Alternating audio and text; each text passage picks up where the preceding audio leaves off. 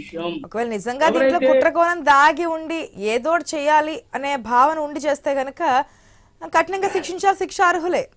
ఏ పార్టీకి అనుకూలంగా వ్యవహరించాలి, ఏ పార్టీకి వ్యతిరేకంగా వ్యవహరించాలనే పద్ధతి కాదు. కానీ ఒకవేళ జరగలేదు, జరిగి ఉంటే అనే భావన వస్తేనే, ఆలోచన వస్తేనే చాలా భయంకరంగా ఉంది. ఈ బుడమేరు వాగు పొంగితేనే ఇంత స్థాయిలో మనం నష్టం చూసాము. అధినేతలు చెప్తున్నారు 60 మంది ఇంకా ఎక్కువ అయి ఉండొచ్చేమో నష్టము, మృతి చెందిన వారి సంఖ్య ఇదంతా చెప్తున్నారు.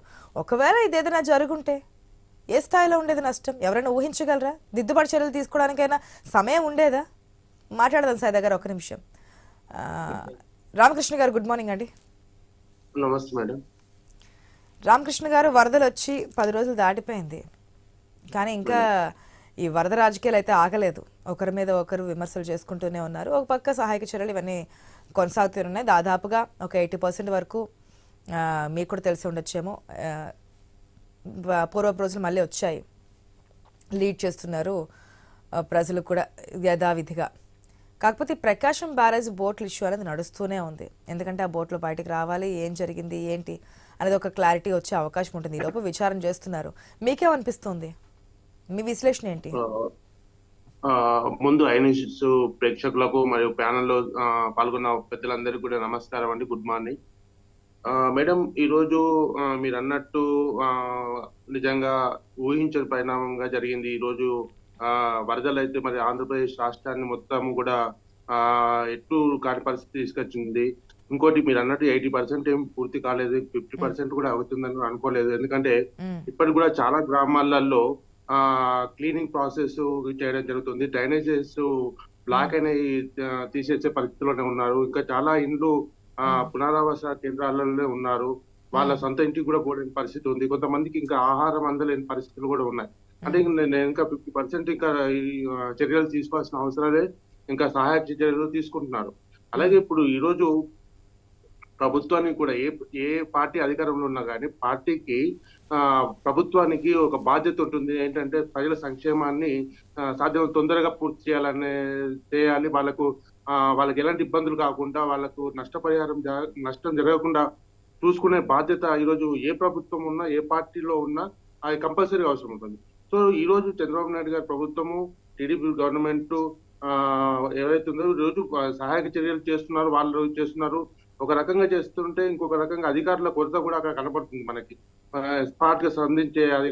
సో ఇన్ని ఇబ్బందుల్లో ఉన్నప్పుడు కూడా ఇలా ఒక రకంగా ఇలా ఉంటుంటే, ఒక పక్క ఈ ప్రకాశ్ బ్యారేజ్ ఆల్రెడీ దానికి లెవెల్ కు మించి వాటర్స్ వస్తున్నాయని మనకు ప్రకాశం బ్యారేజ్ వచ్చిన టైంలో ఈ రోజు ఈ బోట్ల ఇష్యూ అన్నది ప్రభుత్వానికి మరి తలకాయ మీద ఇంకా పెద్ద భారం వేసినట్టు అయిపోయింది.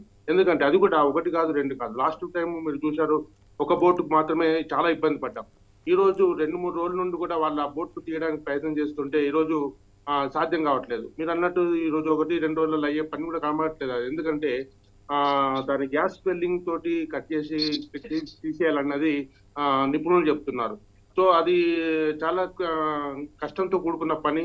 మరి అది ఎలా సాధ్యం చేస్తారు, ఎలా చేస్తారు అన్నది చూడండి.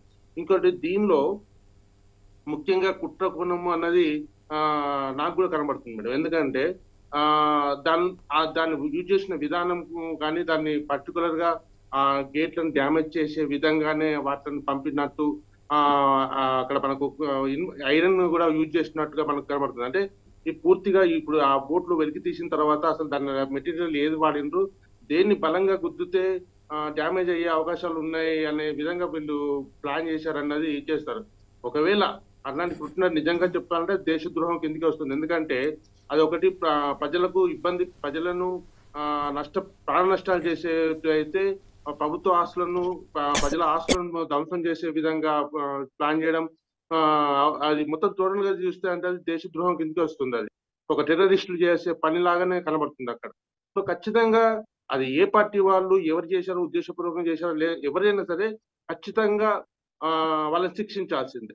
ఇకపోతే పార్టీ ఆరోపణలు వైఎస్ఆర్సీపీ చేసింది అని, టీడీపీ చేసిందని, ఇంకో వాళ్ళు చేసినప్పుడు వీళ్ళు చేసిన, ఇప్పుడు కలర్లు వేసినంత మాత్రాన అది వాళ్ళ బోట్లే కాదండి. ఇప్పుడు బట్టగాల్చి మీద వేసే పరిస్థితులు చాలా కనబడుతుంటాయి మనకు.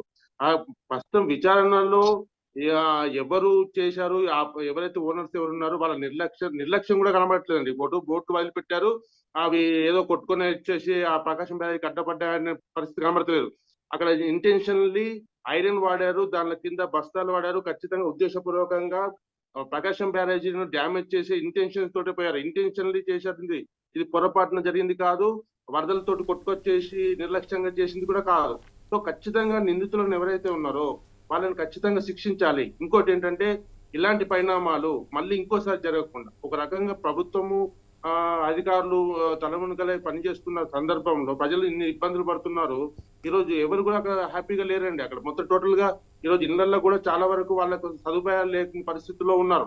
సో అలాంటి పరిస్థితులలో ఈ బోట్ల వ్యవహారాన్ని మళ్ళీ ప్రభుత్వం మీద పెద్ద బాధ్యత వేసి మళ్ళీ దీన్ని సాల్వ్ చేయడం కోసం చేయడం, ప్లస్ ఇంకోటి వరదలు కూడా మళ్ళీ వరదలు వస్తే మళ్ళీ ఇంకా ఇబ్బంది అయ్యే పరిస్థితి ఉంది. సో దాంతో పాటు ఈ వరదలు తగ్గిన తర్వాత మళ్ళీ బ్యారేజ్ ఏదెక్కడైతే డ్యామేజ్ జరిగిందో దాన్ని సరి చేయకపోతే మళ్ళీ అది ఇంకా ఎక్కువ ఇబ్బంది పడాల్సిన అవసరం వస్తుంది. ఖచ్చితంగా మేడం ఇది దీనిలో మాకు అనిపిస్తున్న ప్రకారం అయితే ఇది కావాలని ఇంటెన్షనల్లీ చేసిందే అనిపిస్తుంది మేడం. ఇది ఒకవేళ నిజంగా అట్లా జరిగితే కనుక యాక్షన్ తీసుకోవడంలో తప్పే. ఒక నిమిషం సత్యనారాయణ గారు, ఒక నిమిషం. కనకరావు గారు ఒకసారి మీ వర్షన్ చెప్పండి, ఎందుకంటే ఇంతకు ముందు ఆడియో అనేది క్లియర్ గా లేదు కాబట్టి. మేడం హలో చెప్పండి చెప్పండి. ఒకటి మాత్రం వాస్తవం అండి, ఒక పెద్ద ఉపద్రవం అయితే తప్పిపోయిన దానికి మనం సంతోషపడాలి. అయితే ఇక్కడ ఏంటంటే వైసీపీ అనేటువంటి ఒక దర్యాప్తు అనేటువంటిది జరుగుతున్నటువంటి తరుణంలోనే ఒక బాధ్యతటువంటి మంత్రులు, ముఖ్యమంత్రి గారు ఇది నందిగామ సురేష్ అనుచరులని లేదా తలసల దగ్గర అనుచరులని ఒక అభియోగాన్ని మోపటం మేము తీవ్రంగా ఖండిస్తా ఉన్నాం. ఎందుకంటే ఈ డ్యాములు సంబంధించినటువంటి సేఫ్టీకి సంబంధించినటువంటి నేషనల్ డ్యామ్ సేఫ్టీ అథారిటీ అనేటువంటి ఒక సంస్థ ఉంది. వాళ్ళు కూడా దీని మీద ఇంతమటికి పూర్తిగా వాళ్ళ అభిప్రాయాన్ని వాళ్ళ యొక్క కంప్లైంట్ ఇంతమటికి రాలేదు అసలు. కానీ దానికి ముందుగానే ఎప్పుడైతే బోట్లు వచ్చినాయి, ఇది వైసీపీ వాళ్ళే, నందిగామ సురేష్ అనేటువంటి దీన్ని అంటే కలర్ వేసుకుంటే ఇప్పుడు పచ్చ కేసులందరూ టీడీపీ వాళ్ళా, లేదంటే ఎర్ర కేసులందరూ కమ్యూనిస్టులా, అంటే కలర్స్ ఉన్నాయని చెప్పేటువంటి ఉంటే మరి వాళ్ళే బోటు యాజమాన్య అమరావతి బోటు యాజమాన్య సంఘస్థులే లోకేష్ గారిని కలిశారు, చంద్రబాబు కలిశారు, ఇసుక తవ్వటం మొదలు పెట్టింది టీడీపీ గవర్నమెంట్.